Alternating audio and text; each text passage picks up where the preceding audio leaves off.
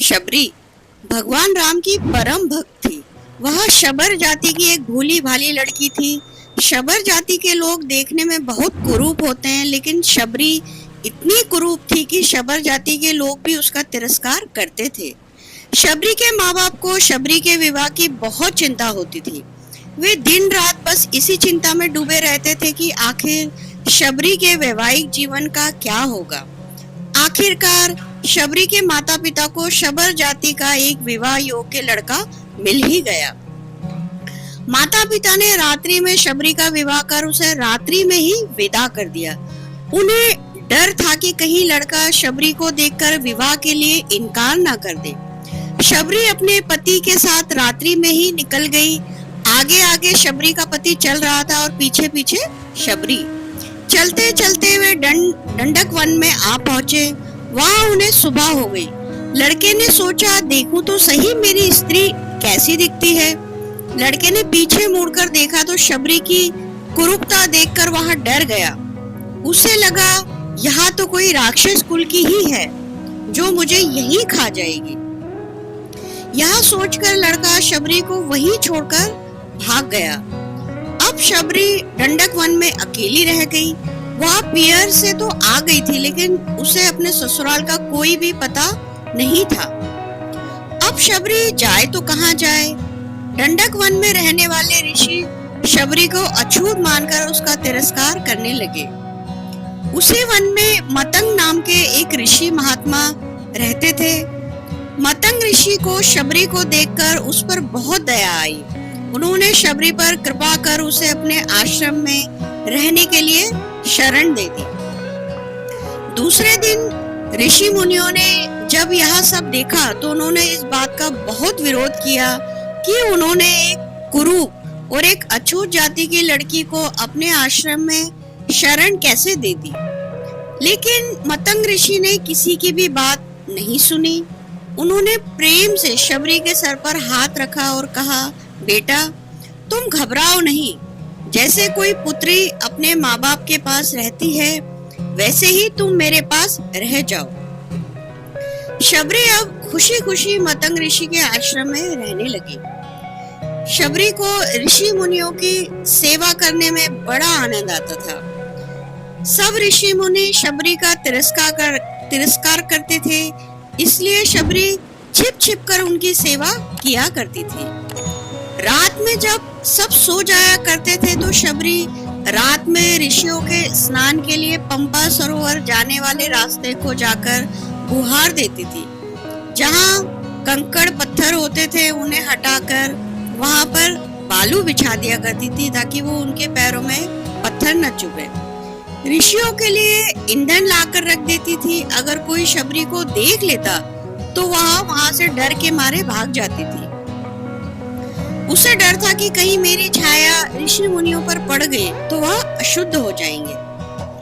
बस इसी प्रकार ऋषि मुनियों की सेवा में उसका समय बीतता गया। समय अपने सफर पे चलता रहा। आखिर एक दिन वह समय भी आ पहुंचा जो सबके लिए अनिवार्य है। मतंग ऋषि का शरीर छोड़ने का समय आ चुका था। जैसे माँ बाप के मरते समय बालक रोता है, वैसे ही शबरी भी फूट फूट कर रोने लगी। रोने के सिवा वह कर भी क्या सकती थी। मतंग ऋषि ने शबरी को अपने पास बुलाया और कहा, बेटा तुम चिंता ना करो, एक दिन तुम्हारे पास भगवान राम स्वयं चलकर तुम्हारे पास आएंगे।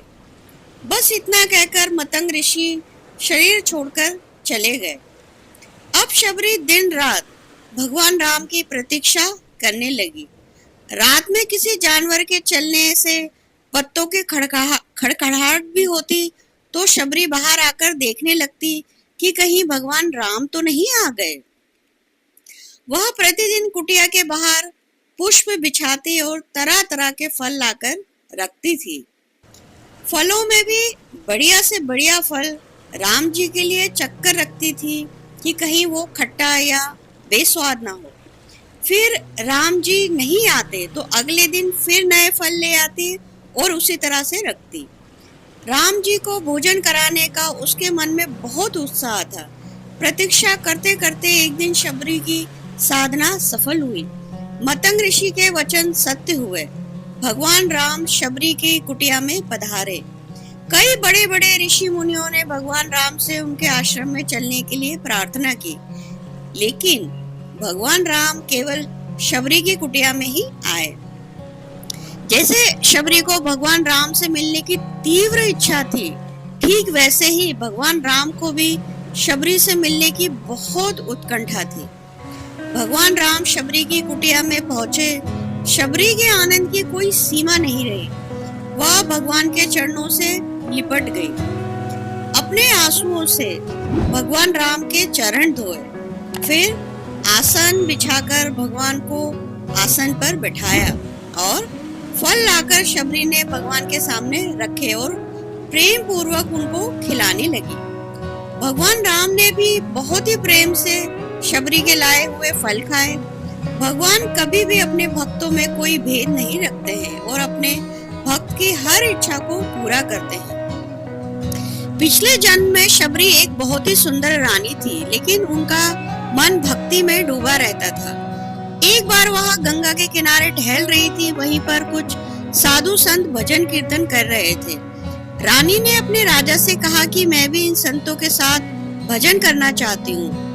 राजा ने यह कहकर मना कर दिया कि वह एक बहुत बड़े राज्य की रानी है।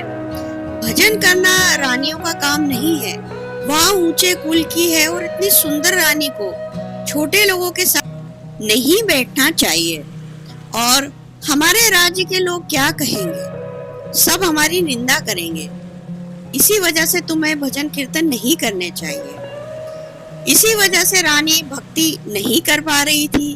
तब रानी ने भगवान से प्रार्थना की, अगले जन्म में मुझे भले ही कुरूप, गरीब और निचली जाति की बना देना और मुझे हर बंधन से दूर रखना। इसलिए इस जन्म में शबरी के रूप में रानी ने जन्म लिया।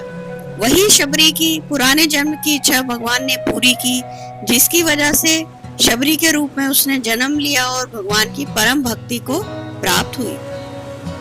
दोस्तों, अगर आपको हमारी ये प्रस्तुति पसंद आई हो तो हमें कमेंट करना ना भूलें, लाइक करें, शेयर करें और हमारे चैनल को सब्सक्राइब करें। अब मैं आपको मिलूंगी अगले वीडियो में एक और नई कहानी के साथ।